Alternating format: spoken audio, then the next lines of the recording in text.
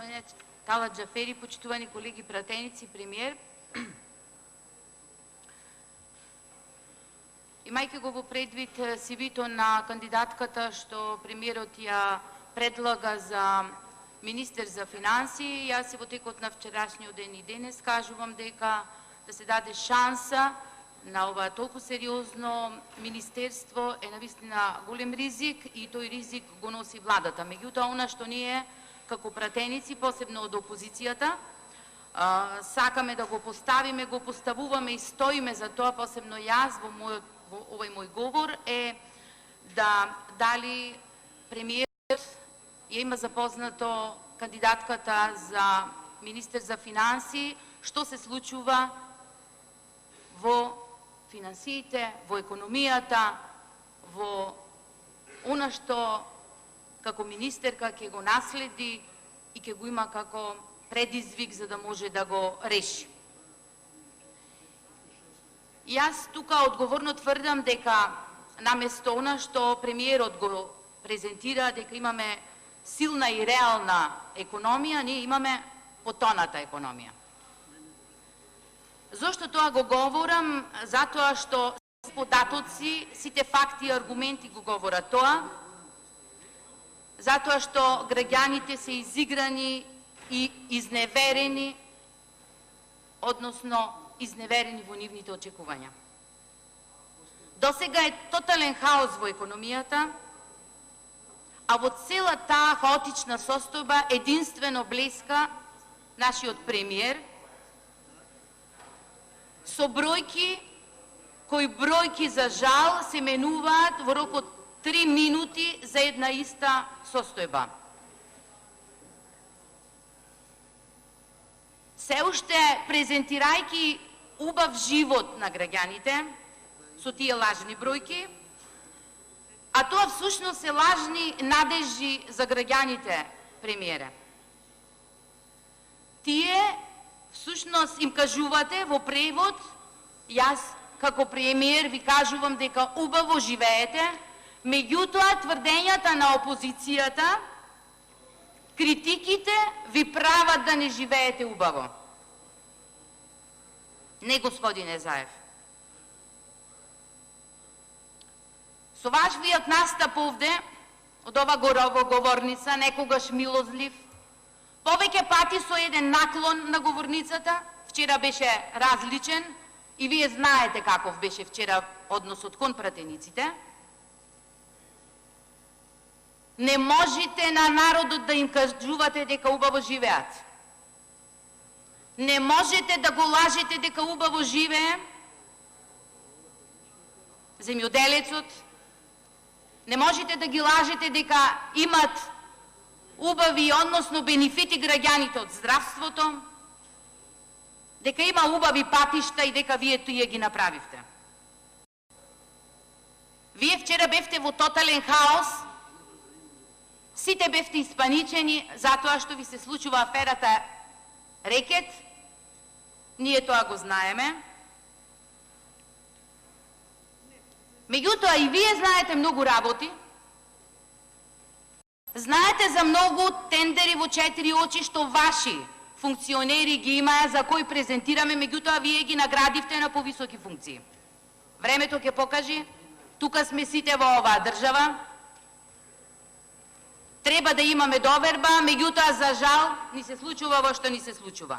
Знаете и за многу други работи, и вчера јас прв пат видов дека знаете работи и ги презентирате против пратениците, за жал, место да ги заштитите, иако сме категорија на одстрел од граѓаните.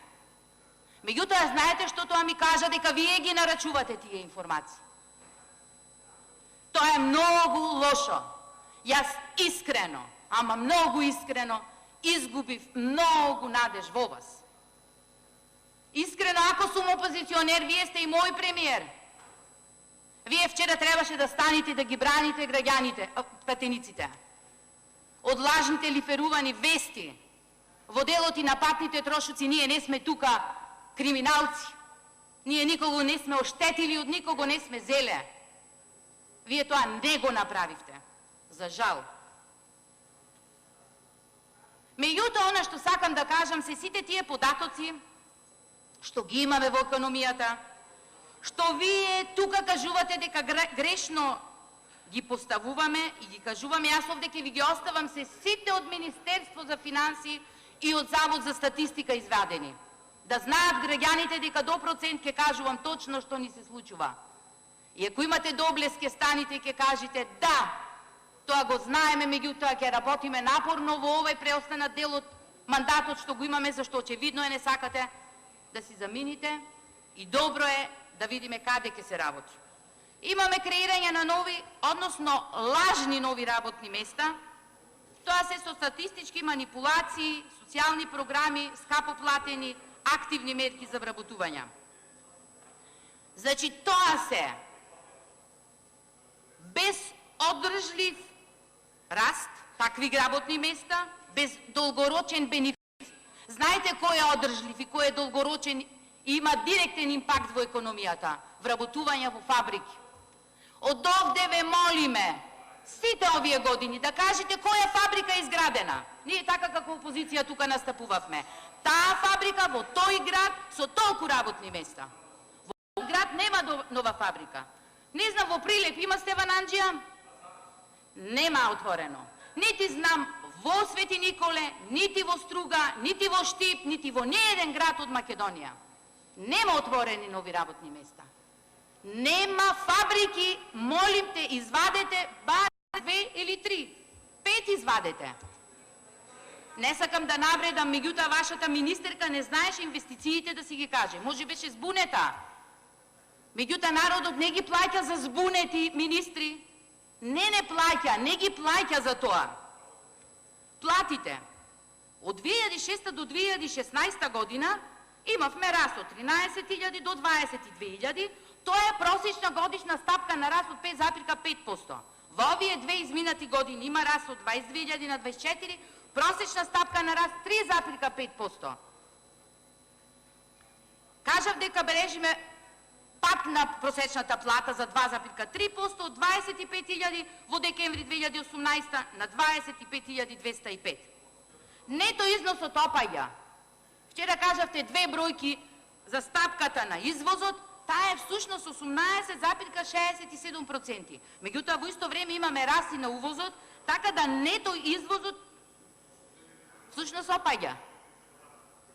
Реализацијата на капитални расходи. Не можете во овој дел да не убедите. Не знаете да работите. Не знаете да искористите парите што ги прибирате од граѓаните, да ги реализирате во проекти и да ги реализирате она што треба да го видат како бенефит. Значи имаме 24,5 исполнување, односно процент, сите години наназад, додека ВМРО ДПМН беше на власт, се од 76% до 82% реализација на капиталните расходи. Данокот на добивка, не знам што вчера кажувавте како оправдување, меѓутоа прибран 48%, тоа значи профитот на фирмите опаѓа. Капиталните инвестиции на дното во јули месец 2019 се 1 милиарда денари. Исто како во јули месец 2009 година се враќаме назад. И то имавме светска економска криза. Капиталните инвестиции реализација се 100 милиони евра, официјално од страната на Министерството за финансии. Како излегувате со Сугаревски, кажувате дека имате реализирани 500 милиони евра. Каде се тие? Во што се реализирани? Долгот. Само оваа година сте задолжени со 150 милиони евра, а вкупно 600 милиони евра. Тоа се задолжувања. Меѓутоа, никогаш како опозиција нема да се буниме доколку се наменети за некакви инфраструктурни објекти. Тоа е добро, тоа се бара. Меѓутоа, ова е расипничко всушност земање на парите за да можат да се потрошат.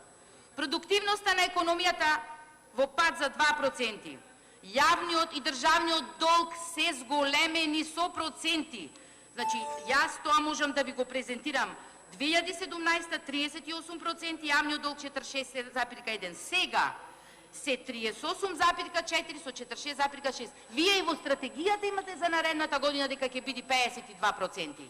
Да, Значи, таа стратегија е доставена, ние ја гледаме, ништо напамет не говориме. Она што го кажавте вчера, дека ќе биде мојот ДДВ, не знам каков проект, досега е искористеноста под 10%. 143.000 граѓани го искористиле. Кога ќе биде... Ви благодарам. Од квартал, кога ќе видат по една стотка дека ќе добијат, и толку нема да има. Подобро ќе беше да го намалите ДДВ на прехранливите производи. Зошто толков скап проект направивте? Премиерот Зоран Заев има реплика, повелете. Мислам влегува во голем ризик, министерката.